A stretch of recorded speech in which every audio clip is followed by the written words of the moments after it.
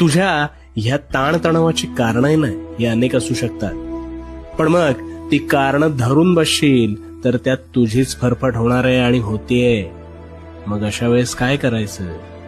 तर मनात गोष्टी न चघळता जसं हातावरचं ते ओझं झटकलंस ना, तसं मनावरचंही ओझं झटकून टाकण्यासाठी बोलून व्यक्त व्हायचं. आता तू म्हणशील तर कोणाशी बोलायचं? तर जिथे तुला मन मोकळेपणाने बोलता येतं ना, अशा कोणत्याही व्यक्तीशी बोल. पुरता भार निघून जाईल बघ. अथवा कोणालाच सांगायचं नसल्यास तुला ज्याचा त्रास होतोय ते तुझ्या दैनंदिनीत लिहून काढ. आता तू म्हणशील याने काय होणार आहे? अरे कुठेतरी का होईना व्यक्त झालास म्हणून हा भार जो आहे ना, हा निश्चितच हलका होणार आहे. आणि तुझ्या तणावाचं जे रूपांतर आहे ते मानसिक विकारात न बदलता तू तुझ्याच प्रश्नात